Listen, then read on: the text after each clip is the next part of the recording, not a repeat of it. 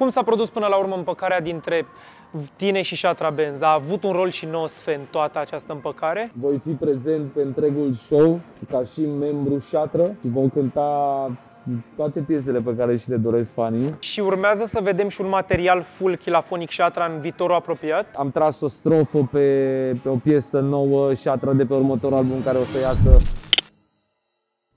Astăzi o să facem o emisiune de Sneaker Talk împreună cu Chilafonic, care a venit până la Buzz. Ce faci, domnul? Te salut, mister. Bine, mă bucur să mă reîntorc aici după mult timp în mini-raiul Adidasilor. Da, mai ales că știu și am vorbit și mai devreme că prima voastră colaborare când era Shatra Benz a fost cu Buzz-ul. Da, a fost primul nostru PP, ziceam și mai devreme. Product placement pentru cine nu știe ce înseamnă PP. Am avut niște exemplare marfă. Nu mai știu care a fost deal-ul, Super Ed oricum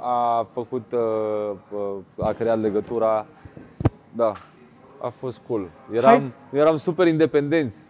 Adică astăzi contractele de-astea se fac doar dacă te reprezintă o casă discografică, altfel nu prezinți credibilitate, oricât de credibil ai fi pe stradă sau pe internet sau pe scenă, gen.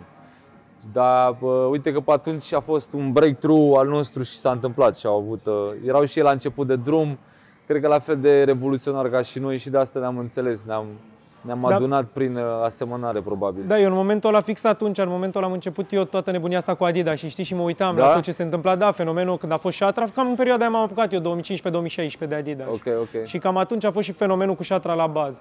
Zi-mi și mie, ca să avem un punct de plecare, cum fac cu toată lumea, zi-mi și mie care a fost prima ta pereche de Adidas și de unde ți-ai cumpărat-o și de unde îți cumpărai Adidas când erai mic. Da, așa, când eram mic, primeam Adidas și îți dai seama, când eram foarte mic. Mi-aduc aminte, adică eu am fost evident ca aproape 9 din 10 români, generația născută în 89, nu pupai, nu vedeai un Adidas original, dacă vedeai un Fila pe stradă, o gheată Fila era ceva, adică era foarte șmecher. Aveam replici Adidas de fără brand. Aveam un unchi în Germania care la un moment dat mi-a trimis o pereche de Jordan care erau de fată, pentru că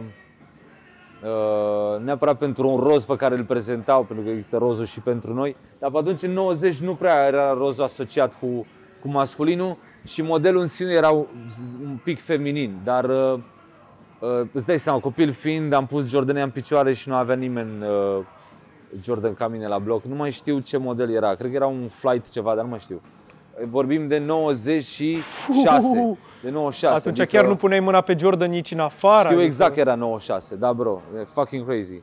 Ok, și prima pereche cumpărată din banii tăi? Prima pereche de Adidas originali i-am avut când mama mea a făcut niște progrese în munca ei și ulterior ne-am mutat și în afară. Și am primit prima pereche de Adidas original care au fost, nu mai reușesc să găsesc nici pe net, erau Adidas, Low Tops și Supernova. Însă dacă am căutat Supernova și sunt mai multe modele. Erau aurii și cu grena, jos și Low Tops și un cauciuc foarte lucios. N-am mai văzut modelul ăsta, adică ceva ce acum s-ar purta iar, mi-ar plăcea să-i port iar. Aia a fost prima. Și prima pereche pe care mi-am cumpărat eu a fost o pereche de Air Force One negri cu Machiavelli, colaborare cu Tupac, erau negri complet și aveau fața capul lui Tupac aici, gen. Adidas au stat în piciorul meu, în picioare și la un moment dat au ajuns pe sârmă în cartier la intrarea curții mele în cartier. Au stat pe sârmă 15 ani, dacă nu mai mult. Nu pot să cred. Da. Ok, și lumea era ceva iconic al lui Chilafonic atunci sau era gen lumea deja știa cine-i Chila în momentul acela? Nu. Deci nu știa nimeni. Nu, vorbim way back, vorbim de 2005. Ok, când de-abia începusei cu zona de muzică. Muzica pe atunci, nu, o cântam în dormitor, n-aveam nicio metodă să mă registrez nimic. Pe la 16 ani am început să mă registrez cu ajutorul unui prieten, etc. Ceea ce ai purtat în perioada aia, crezi că ți-a definit stilul tău din momentul de față ca artist pe parte vestimentară? Nu, adică, mă rog, influențele veneau cum se întâmplă și acum, din filme, de la alți artiști. Niciodată n-am avut un singur stil, mereu am migrat. Am fost și punkist, pentru că sunt. Mă îmbrăcam și foarte West Coast.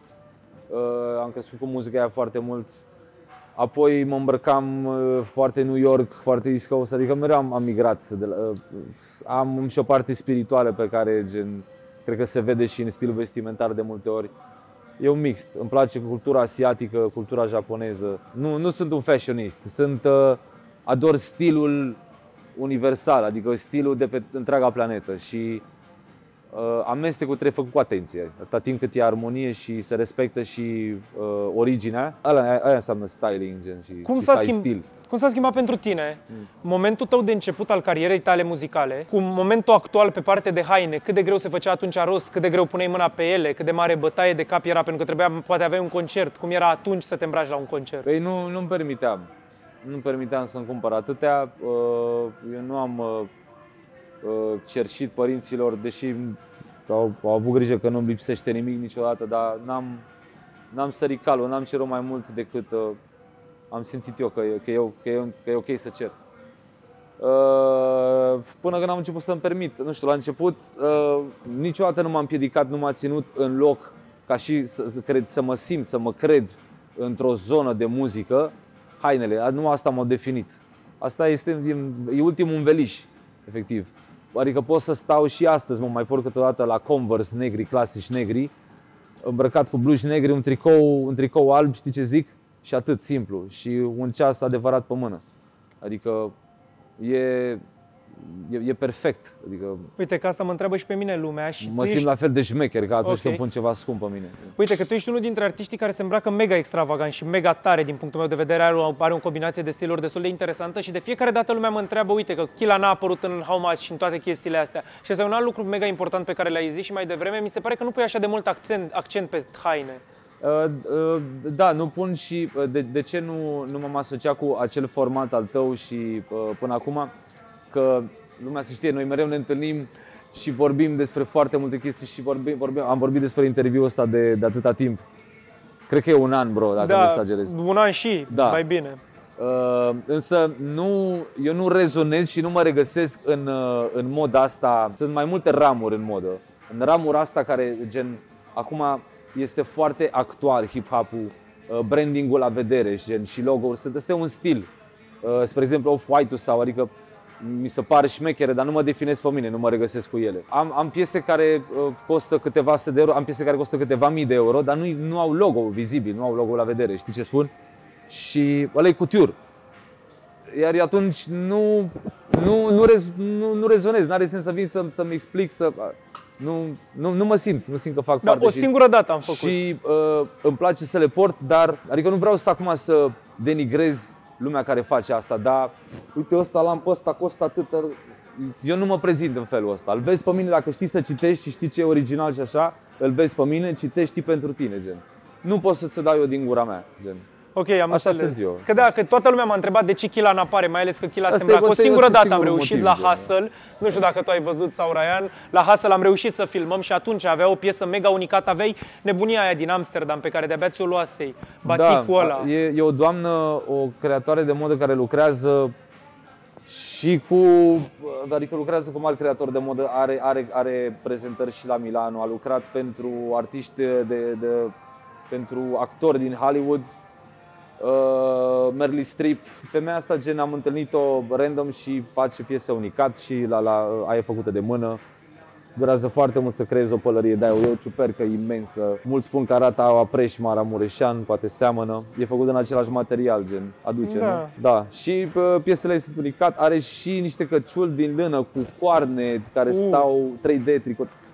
Piese incredibile. Stilul tău ceva în genul ăla, chiar foarte extra. Îmi plac mult lucrurile astea, adică mă atrag ciudățenile, lucrurile exotice care au o legătură cumva cu natura, mult. Ok, și de ce nu-l vedem pe Chila Phonic să-și creeze propriul lui brand de haine? Am încercat și am mai avut și, sincer, am avut numai fiascouri. Fanii s-au bucurat să se poarte, să susțină, să facă parte și eu m-am bucurat, dar fiasco în sensul de...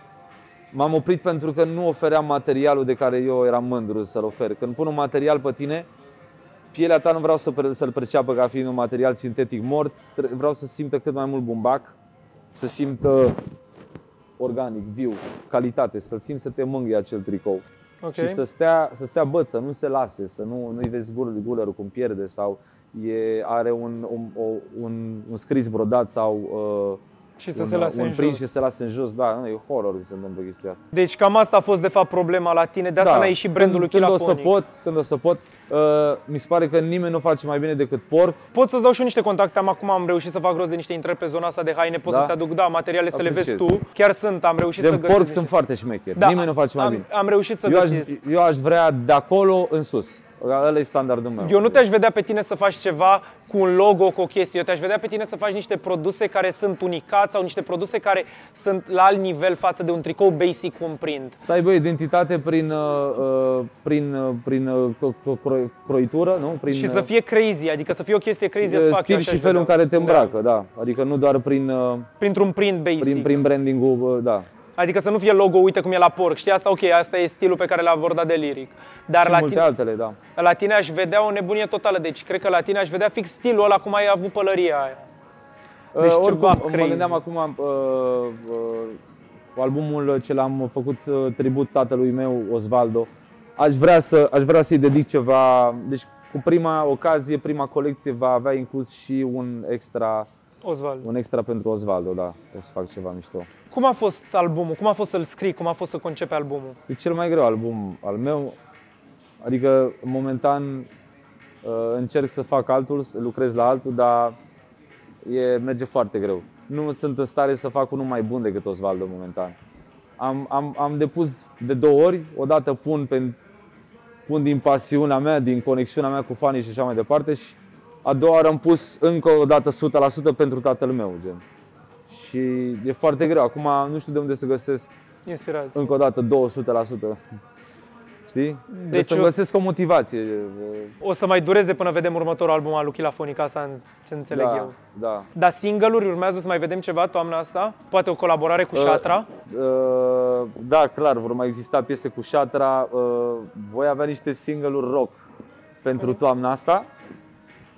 Pentru că mi-a fost dor să fac asta și conectat cu Alex Cotoi și cu Turcu, care sunt 2 compozitori și chitariști, unul dintre cei mai buni chitariști de la noi din țară. Și am făcut niște chestii foarte crazy, vrem să le scoatem acum în toamna asta. Ok, și o să vedem colaborări pe zona aceasta sau o să fie efectiv single tu cu tine? Single-uri și o să fie și o colaborare. Mai sunt colaborări, Vlad Flueraru, un artist pe care îl respect maxim. Îți pare unul dintre cei mai buni. Și versatil. Da, și unul dintre cei mai buni scriitori.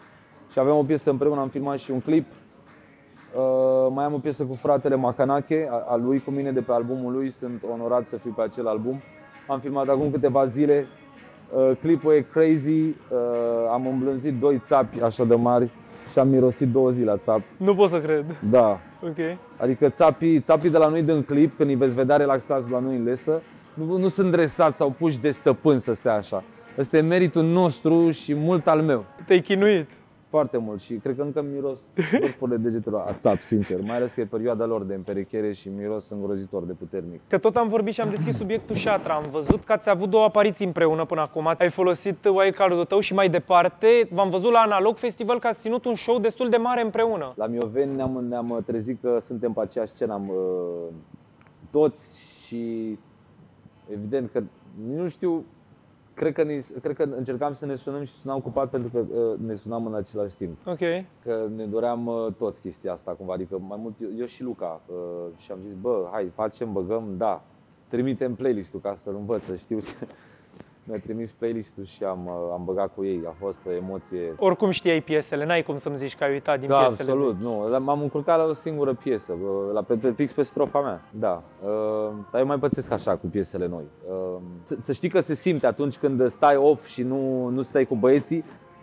N-am simțit că mi-am pierdut locul pe scenă cu ei, însă am simțit un pic că n-am mai stat în echipă cu ei, gen, se simte, adică la nivel tehnic, la nivel, aveam chimie, aveam placement pe scenă, când Super Ed era acolo, eu eram aici și tot așa, ne dublam perfect, ne distram, ne simțeam bine, dar i-am simțit pe ei mai închegați și eu adăugat și e normal. Adică... Cum a fost împăcarea asta? Pentru că mai ales că ați discutat și voi și când ai fost și la Gojira ați discutat despre chestia asta. Cum s-a produs până la urmă împăcarea dintre tine și Shatra Benz? A avut un rol și Nosfe în toată această împăcare? Cum să spun? Noi am avut neînțelegeri și ne-am separat pentru că am fost de acord că nu suntem de acord și nu ne înțelegem și atâta tot. Adică n-a fost un scandal, n-am îndus-o în stradă pentru că ne-au legat prea mulți ani de iubire și a fost... Ne-am cunoscut părinții, adică au venit la concertele noastre, nu poți, gen. Și a rămas acolo în noi. Cine păstrează supărare înseamnă că nu vrea să depășească un moment. Noi, fiind băieți mari și maturi, am depășit neînțelegerile noastre și, nu știu cum să zic cum n-a fost cineva care a convocat, hai să ne întâlnim, hai să vorbim. Nu, pur și simplu... Deci s-a produs chestia de la sine. Ne-am întâlnit toți odată, dar am început să ne Mega cool, mega cool. Eu cunosc ne mai vedeam des și la DJ ABS acasă. Fiind prieteni toți împreună. Și eu cunosc lumea nu știe, dar vorbeam și cu Luca am mai vorbit, hai să facem niște piese împreună, tot Șatra. Și am făcut vreo 2 refrene, am arătat lui Nosfe, i-au plăcut. Nu s-a mai întâmplat nimic, dar asta vorbesc cu 3 ani, 2 ani înainte de evenimentul cu ei, așa, la Romexpo. Da, deci aveam în cap, cochetam cu chestia asta. Când sădești ceva atât de adânc și crește o rădăcină groasă, nu poți să o retezi. Tot așa, cresc alte ramuri, dar nu se rupe nimic, doar se transformă. Ce așteptări să aibă oamenii, mai ales că pe data de 8 octombrie urmează concertul Șatra, 8 culcat. Sunt curios, mai ales că ești cap de afiș, ești primul invitat special. Sunt curios ce o să ne pregătești ca și surpriză pentru acel concert, dacă ne poți spune ceva. Eu voi fi prezent pe întregul show, ca și membru Șatră. Ok. Și vom cânta toate piesele pe care și le doresc fanii. Ok. Și voi sta cu ei acolo. Solo, probabil nu vreau să ofer acum, să dau prea multe detalii. Solo, nu o să ofer un concert solo. Însă vor fi pastile din trecut, adică ce făceam noi împreună, că noi mereu mai cântam și piese solo. Deci o să fie o nebunie totală. Da, o să fie, adică albumul 8 culcat, muzica nouă proaspătă, dar vor fi și așa pastile din trecut și momentele noastre de pogo. Pe asta zic, o să retrăim momentele care au fost la primul concert Șatra. Și momentele când mergem ca gândaci pe spate, ne trântim pe acolo pe scenă. Da. O să fie un adevărat show, mai ales că oamenii au trăit și primul concert Șatra, care tot la Arena a fost atunci când ați avut foarte mult concertul ăla mare de la Arena, nu primul. Și nu doar primul, am mai avut niște evenimente pe acolo mari așa. Cum am avut și eu la Măcrim acolo. La Măcrim însemnând concertul meu solo, dar tot având toți invitații Șatra, OG Izbul. Acolo se poate spune că a fost încă un concert Șatra, știi ce zic? Da, e casa noastră la Arene. Clar. Ok. Și urmează să vedem și un material full Chilafonic Șatra în viitorul apropiat. De fapt, Șatra Benz OG, gen, nu Chilafonic Șatra, că tu ești de fapt Șatra Benz până la urmă. Oricum, adică posibil. Eu am mai făcut niște piese, am tras o strofă pe o piesă nouă, Șatra, de pe următorul album care o să iasă, un refren făcut de Super Red, adică sunt niște mici, știi, au început. Hinturile, ok. Da, eu o să fiu peste tot, da, clar, pe albumul ăsta. Atât pentru mine, cât și pentru Șatra, cât și pentru nostru. Ok, am înțeles. Deci s-a produs până la urmă unirea pe care toată lumea o aștepta, mai ales că voi sunteți pionierii genului acesta de muzică în România și voi ați pornit tot trendul care este acum în vogă totală, adică din punctul meu de vedere este cel mai în vogă trend. Popul e sub trap în momentul de față din punctul meu de vedere, nu știu cum ți se pare ție. Asta înseamnă că trapul nu prea mai e hip-hop. Da, nu prea, asta e chestia, că nu mai e așa underground. Pop. Da, e comercial. Și e loc și e bine să fie așa. Doar că se monolizează, dacă se poate, dacă există termenul ăsta, nu știu. Adică există prea multă singularitate. Din cauza bifurilor care se creează? Nu, singularitate, adică există asta și atât. Gen, nu doar mai există asta și asta și asta și asta. Ce voiam eu să te întreb acum, de scandalul care a existat după Untold și scandalul care a fost cu Șatra inclusiv la Never See. Ce părere ai de ceea ce s-a întâmplat cu CNA-ul din punct de vedere al muzicii acestea hip-hop underground? Scuze. Da, e o întrebare, nu râd de întrebare. Întrebarea este foarte relevantă, foarte sănătoasă și foarte bună. Intențiile pe care guvernul le are vis-a-vis de noi, oameni, cetățeni, artiști, că suntem toți la pachet oricum. Și pentru ei și în realitate. Intențiile lor îi privesc doar pe ei, eu nu o să le comentez public niciodată. Iar cenzura, așa cum a spus un bun prieten de-al meu, Bobo, un artist incredibil, cenzura nu rezolvă problemele adevărate. Gen. Nu asta este rezolvarea. Nu se poate opri din punct de vedere al cenzurii, zic eu, adică arta e altceva. E la fel ca și cum ai opri un pictor să deseneze pe cineva dezbrăcat sau de asta, dacă ăla, nu știu, așa o văd. E o joacă proastă de copii, gen ce se întâmplă în prezent. Pe internet, adică în mass media. Și eu continui să ofer muzică fanilor și atât, dar eu nu sunt nu sunt un trezitor al națiunii, nu sunt o voce a revoluției. Nu e treaba mea.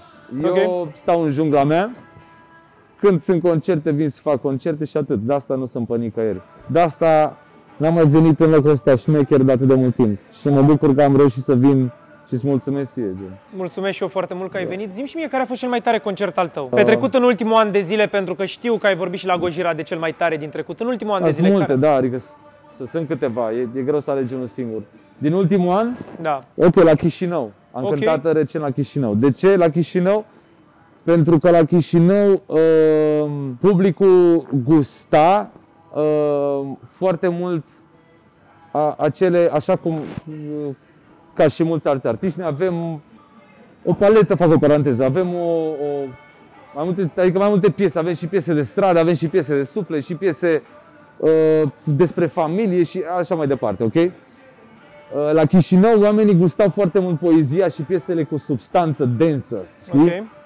Cu substanță consistentă care gen e relevantă pentru tine ca om, are o valoare gen sufletească, știi? Și nu vorbesc de piese de dragoste acum. Okay. Și nu se bucurau doar la gangstereala de stradă, adică știi? Ți se pare că asta se întâmplă în România, se bucură lumea mai mult la gangstereala de stradă? Absolut, adică în toate locațiile unde am cântat am observat că lumea gustă foarte mult muzica care îi scoate din viața lor cotidiană sau cine o simte monotonă, că nu toți o simt așa. Cum ți se par noile festivaluri organizate de tineri? Da. Și nu zic de festivalurile mari care sunt 4 la număr probabil într-un an, unde vreau să ajungem și la discuția aia despre cel mai mare festival de trap, unde o să vreau un pic să te întreb cum ți se pare mișcarea aia, dar vreau să discutăm un pic de aceste party-uri, semi-festivaluri organizate de copii în alte orașe și mai ales la Ploiești acum. Cum ți s-a părut? Sau eu te întreb comparând tu cu ceea ce se întâmpla în trecut, pentru că tu ai puterea de a compara cu ceva ce se întâmpla în momentul în care... Hai să fac pe scurt. Anul ăsta am avut niște momente când mi-am luat-o personal, am început să mă supăr, zic ok, e mișto, gust și eu distracția cu voi, dar distracție înseamnă eu n-am piese triste, dar gen distracție înseamnă și jazz, distracție înseamnă și flow-uri și shut the fuck up. Știi ce zic? Distracție înseamnă și tehnică în rap și flow-uri și nu neapărat jocuri de cuvinte cât concepte. Adică concepte pe care gen nu trebuie să le explici pentru că stau singure în picioare. Știi ce zic? Care au principii serioase de viață. Și aia e distracție. Iar am observat că oamenii se mulțumesc cu foarte puțin și nu se mai scufundă în muzică așa cum obișnuiau să o facă. Și e dreptul lor, probabil e un repaus, e o pauză. Cine știe, sunt ocupați cu alte lucruri, la un moment dat se vor scufunda. Am învățat că asta nu trebuie să o iau personal și nu trebuie să combat lucrul ăsta. Continui să fac treaba să-mi exprim muzica așa cum îmi place mie cel mai mult și gen cine vrea să vibreze cu mine în stilul ăsta, mă găsește acolo. Și ghiși ce, la ultimele concerte am făcut playlist-uri deloc, adică n-am mai ținut cont, dar zis, nu le fac hype, le ofer ce știu eu să cânt mai bine și îmi place mie din suflet. Și cum a reacționat publicul? Am avut incredibil, adică am avut atmosfera pe care mi-am dorit cel mai mult, Zoan. Ok. Adică am făcut ultimul EP Super Saiyan 1000, l-am făcut strict doar pentru fan, deloc pentru mine, doar pentru fan ca să-i distrez vara asta la niște concerte cu niște hype. Am simțit că nu e bine, pentru că eu pe mine m-am lăsat la urmă complet și nu mă simt foarte bine cântând aceste piese. Și așa că mă întorc la ce îmi place mie să fac astăzi și știi că sunt foarte versatil. Da, să scot piese rock. Acum mi-o dau foarte mult cu jazz, adică eu continui să mă joc, continui să experimentez. Sunt, cum se zice, savantul meu în propriul laborator, experimentez și nu-mi pasă de nimic, de ce se întâmplă în afară, în lume. Am o mașină a timpului, nu trebuie să mă uit în lume, nu trebuie să deschid fereastra internetului ca să îmi dicteze ce e la modă și ce nu. Gen. Cine vrea să călătorească în lumea lui Chilafonic, îl ascultă și gata. O întrebare a ieșită din context, să zic așa. Chilafonic stă pe TikTok vreun pic? A stat vreodată Chilafonic pe TikTok? Da, a stat. Am făcut un TikTok, mi-am dat cu telefonul în frunte așa de multe ori. Am mai făcut niște TikTok-uri așa regizate cu niște oameni creatori de conținut. Mi s-a părut că ofer ceva drăguț, dar nu m-am regăsit. Ulterior m-am gândit să-l șterg TikTok-ul. Și acum recent, ca să uite, dacă toți suntem aici și mă simt bine să dezvălui, posibil să-l păstrez pentru a urca niște momentele mele de retardat, eu am o parte a creierului meu funcționează pe comedie foarte mult și gen, am niște momente, am un personaj pe care nu știu dacă l-am inventat sau a ieșit din mine pe dubă.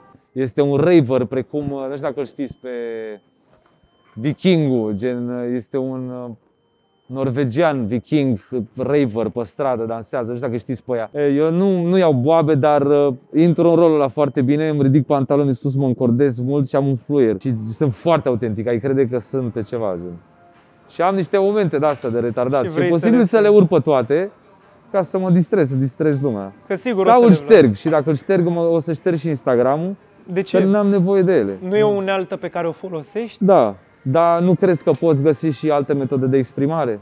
Nu, de asta te întreb, gen, sunt asta curios. e o metodă unealtă drăguță, marfă, e ok, funcționează, dar eu nu prea mă mai regăsesc în ea, nu rezonez, adică eu observ ce se vrea în comunitatea Instagram, adică știi ce spun? Da. Dacă eu îți ofer o poză elaborată, artistică, nu face like-uri. Nu, dar dacă eu mă așez pe masa aia acolo și îți arăt ceasul inele și Adidas, merge, da. Bubuie, de ce să fac asta? Adică dacă nu sunt eu așa. Și care ar fi modalitatea ta de exprimare atunci? Cum ai vrea? Prin ce s-ar Uite, exprima aș putea să am manifeste publice, să apară în diferite locații, nu știu, vezi un balon cu heliu care zboară deasupra Bucureștiului, cu o boxă imensă atârnată așa cu un cablu și eu scând de la ea sau îți recit o poezie. Foarte tare dacă ai face asta. Da, sau mă dau cu clei de ăla, de pot să-mi dau foc, știi? Înțelegi? Da, okay. Și mă urc pe o mașină și mă vezi într-o intersecție făcând. Ok, that's crazy as fuck, adică... Am mai făcut stunt-uri oricum. Deci asta e crazy. Sunt multe metode de exprimare, gen. Da. Foarte tare chestia asta. Sincer, eu aș vrea să-l văd pe Chilafonic cum se suie și cântă dintr-un balon cu aer cald deasupra Bucureștiului. Uite, s-ar putea să o fac. Asta a fost așa, chiar mi se pare ca exemplu, dar e drăguță de făcut. Ok, hai să ne întoarcem un pic la zona de haine și să discutăm un pic de bullying-ul care există în momentul de față în școli pe tema asta. Sunt curios dacă... A existat cam mereu, să știi. Asta voiam să discut. Acum s-a răspândit mai tare pentru că sunt tot mai mulți puși care au acces mai mult la Adidas și la diferite mărci, branduri. O responsabilitate mare și responsabilitatea este doar a părinților. Și a cei care cumpără Adidas foarte scump copiilor, nu spun că nu trebuie să-i cumpere. Dar trebuie să, responsabilitatea lor este să le explice cum trebuie să privească acel Adidas, gen. Adică asta nu îi oferă o valoare socială, o status, o șmecherie, gen, omului, știi? Și atunci dacă părintele explică, bă, Adidasul ăsta, gen, îl iei că e șmecher, știi? Și dacă îl vezi pe unul că e trist că n-are, îl iei așa de gât și zici, lasă bă, că într-o zi poate o să fii și tu șmecher, faci bani și ți-ai și tu perechea ta, mă. Și o să te motiveze că n-ai acum și ți-ai 10 și mă îngropi în Adidas, gen. Da. Uite, chestia asta există, uite, asta am tot auzit, se întâmplă foarte mult chestia asta în școli, e o problemă, adică ajung copii să intre în depresii din cauza chestii astea. Ce sfat le-ai dat oamenilor care se lovesc de problema asta? Eu tocmai am dat un sfat părinților. Și copiilor... Să-și dea seama că puterea e în mâna lor. Da, părinții îți dai seama ca și părinte vrei să-ți mulțumești copilul. Cam asta e, în general, cam asta fac toți părinți. Cam așa se întâmplă în ziua de astăzi și observ eu această era a copiilor unde dacă se duce la taică-su și zice băi vreau o pereche de 5.000 de euro, îi se ia o pereche de 5.000 de euro. Da, păi și este ok dacă ia perechea de 5.000 de euro, dacă își permite. Dar trebuie să explice copilului cum că faptul pentru că i-a cumpărat acel Adidas, asta nu-l face șmecher sau îl face mai bun decât ceilalți din clasă sau de afară. I-a cumpărat doar pentru că sunt șmecher Adidas și el se simte bine cu ei în picioare. Ok. Și poate să-l drume și să explice, bă, te vei întâlni cu altul care îl vezi că e trist, că alții au făcut mișto de el, că n-are Adidas original. Du-te la el și motivează-l și spune, lasă bă, că într-o zi o să faci tu bani și o să-ți iei perechea ta. Un sfat Și foarte dacă e la voi în clasă, puneți toți bani, că strângeți bani, că aveți mulți bani, că vă dau părinții mulți bani, strâng toți copiii bani și de ziua lui sau de Crăciun îi cumpără o pereche de Adidas de 2000 de euro. Foarte tare ideea, da. Da, foarte tare ăla devine de-al lor. Da. Ăla o să fie cel mai loial al vostru, gen. Și o să fiți așa, mai mulți și mai puternici. Iar cine se simte șmecher, un puș care se simte șmecher cu Adidas, este impresia lui. El trăiește într-o impresie a lui. La un moment dat, realitatea și viața îl va lovi așa ca un perete naș și va arăta că gen nu acolo stă posibilitatea lui în viață de a fi sau de a face orice, gen. Da, oricum toată lumea are în ziua de azi, toată lumea are Adidas. Cum nu te mai bagă nimeni, să nu mai impresionezi pe nimeni. Înainte gen impresionai dacă aveai o pereche de Jordan Fresh. Acum nu mai impresionezi pe nimeni. Deloc. Nici dacă ai ultimii Balenciaga. Da, Ok, so fucking what, i-am văzut și ieri și alaltă ieri, gen. Vezi? Deci stilul stă în cum îmbini Adidasul ăla, cum îl porți, cum te comporți, cum mergi cu ei, gen. Foarte, foarte, foarte mișto sfatul ăsta pe care l-ai dat. Băi, notați chestiile astea, pentru că din punctul meu de vedere voi vă loviți de ele și trebuie să aveți foarte mare grijă cum gestionați situațiile de genul, pentru că se petrec în momentul de față și ar trebui găsit o rezolvare, pentru că anumiți copii poate să intre în depresii și în tot felul de situații. Dar în afară de asta, și cei care gen au impresia să zic, da, ok, eu nu sunt victimă, că eu sunt șmecher. Și poate să intre în depresii. Nu intră în depresie. Dar gen aia trebuie să înțeleagă că îi strică curentul în felul ăsta. Strică curentul, strică designul. Când te încalci și ești arogant, Adidas și ea nu arată bine la tine în picior. Gen, arăți antipatic, arăți forțat, se vede că ți-ai luat ca să dai în nas cuiva. Se vede că nu îi porți cu plăcere, că nu ai swagger cu ei când mergi. Okay. Știi ce zic? Habar n-are lumea ce am eu în picioare, de mă simt foarte asta bine. Asta voiam să zic, că dacă le întrebăm acum, sunt niște Adidas din ce observ, nu? Da, sunt niște Adidas, da. Crazy as fuck. Da. Cu ce sunt? Vezi, nu se găsești niciodată, mai ales în România nu se găsești. Și nu sunt 1000, nu sunt Adidas de 1000 de euro. Nu, sunt Adidas la retail, probabil 150 de euro, ceva de genul. Ceva mai scump, dar nu sunt nici 1000, gen. Da. Sunt, dacă vrei să zic ce sunt, niște Adidas cu Kevin Frost, dacă știți. Kevin Frost, în afară de interviurile alea fără sens pe care le face, este un designer incredibil. Gen, nu sunt fanul lui, dar blănușii ăștia m-au cuprins. Da, criminale Adidas și ea, voiam să zic că seamănă un pic cu Shoxurile, nu știu dacă știi tu Shoxurile de la Nike. Care nu mi-au plăcut niciodată. Nu? Dar sunt aproape 1 la 1. Nu, știu.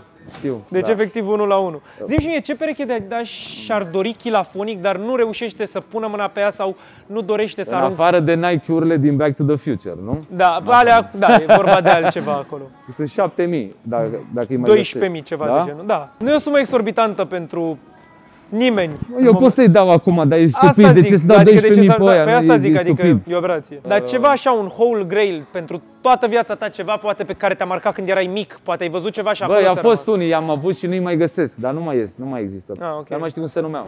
Am avut un overhit acum, băieți, ca să înțelegeți voi de ce noi nu mai știm despre ce vorbeam. Despre perechea grailul tău, aștept să-mi zici grailul tău. Grailul, wow, nice, așa de da. Poate unul ar fi, am două să zicem. Unul ar fi prima mea pereche de Adidas original pe care mi-am cumpărat eu din banii mei, gen produși de mine, și anume Air Force One, dar nu mai există, cu Machiavelli, colaborarea cu Machiavelli. Poate ți găsim dacă vrei. Wow, erau negri și cu fața lui al negru aici. Crazy, dacă îi găsești plâng. Poate îi găsim, stau să ne uităm imediat ne uităm după. Și unii mai erau, dar nu mai știu cum se numesc exact, erau de la Adidas.